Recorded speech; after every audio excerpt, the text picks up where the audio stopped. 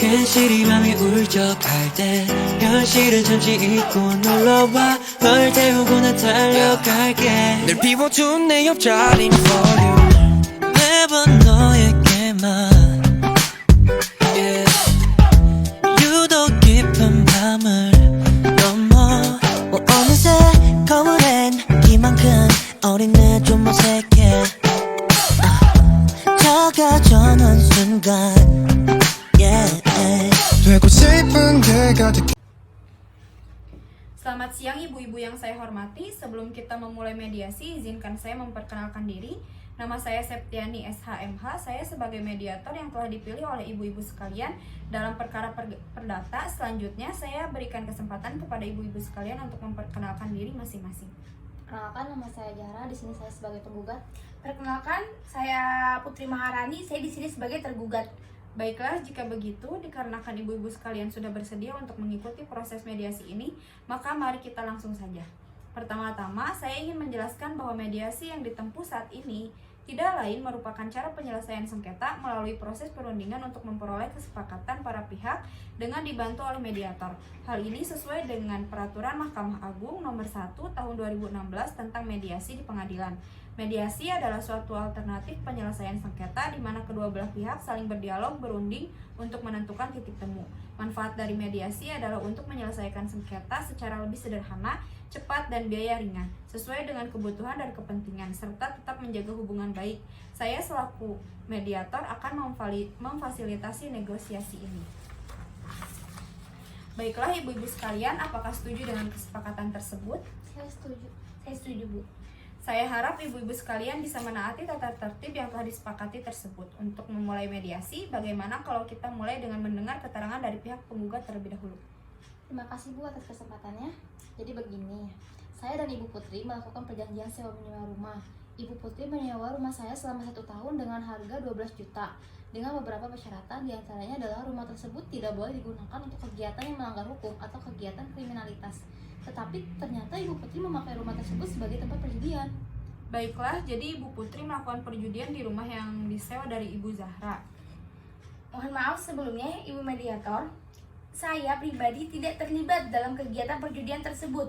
Saya sendiri pun sebenarnya ditipu karena saya meminjamkan rumah yang saya sewa dari Ibu Zahra kepada kerabat saya. Saya tidak tahu jika rumah itu dipakai untuk berjudi oleh kerabat saya. Bagaimana Ibu Zahra? Tapi menurut saya seharusnya Ibu Putri itu tahu kegiatan apa saja yang dilakukan oleh kerabat Ibu Putri saat meminjam rumah.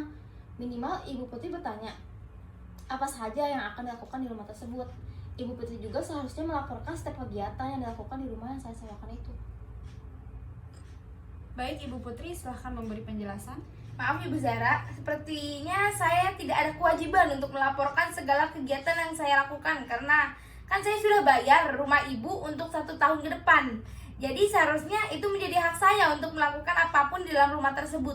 Meskipun untuk kejadian ini saya tidak tahu menahu. Tidak bisa sepenuhnya hak Ibu Putri karena bagaimanapun rumah itu masih menjadi milik saya dan saya akan ikut bertanggung jawab jika terjadi hal-hal yang tidak diinginkan terhadap rumah tersebut. Bagaimana Ibu Zahra mengetahui kalau rumah tersebut dipakai untuk berjudi? Jadi pada waktu itu saya mendapatkan laporan dari warga jika rumah yang saya sewakan itu menjadi tempat berjudi. Warga sekitar juga merasakan resah akibat dari kegiatan berjudi di rumah tersebut. Saya pun langsung menghubungi Ibu Putri untuk mengkonfirmasi. Saya lihat sebenarnya permasalahan ini hanya kesalahpahaman di mana Ibu Zahra mengira jika Ibu Putri terlibat dalam kegiatan judi. Padahal Ibu Putri hanya meminjamkan rumah sewa itu kepada kerabatnya. Dan Ibu Putri pun tidak mengetahui kegiatan yang dilakukan oleh kerabatnya itu merupakan kegiatan ilegal yang melanggar undang-undang.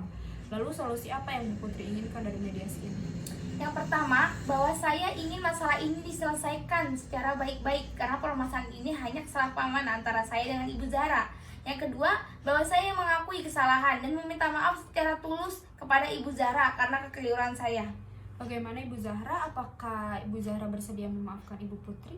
Karena Bu Putri dengan tulus meminta maaf, maka saya akan memaafkan Bu Putri bersedia berdamai. Baiklah, saya rasa sudah menemukan kesepakatan, tapi sebelumnya saya akan membacakan kesepakatan yang telah disepakati bersama, yaitu sebagai berikut. Yang pertama, bahwa pihak penggugat menyetujui perdamaian dengan tergugat. Yang kedua, bahwa pihak tergugat mengakui kesalahan dan meminta maaf kepada penggugat. Itulah tadi kesepakatan yang sudah disepakati. Saya mau bertanya kepada Ibu Zahra dan Ibu Putri, apakah puas dengan hasil mediasi ini? Puas. Baiklah, selanjutnya kita akan mempersiapkan kesepakatan perdamaian yang mana nantinya di dalam kesepakatan tersebut para pihak harus menambahkan klausul apakah kesepakatan perdamaian ini dikuatkan dalam akta perdamaian ataukah hanya kesepakatan perdamaian saja. Saya ingin mengukuhkan ke akte perdamaian. Saya juga ingin dikukuhkan ke akta perdamaian. Baiklah, terima kasih banyak kepada Ibu Zahra dan Ibu Putri atas itikat baiknya telah mengikuti mediasi secara penuh dan berperan aktif sampai menemukan solusi dari permasalahan.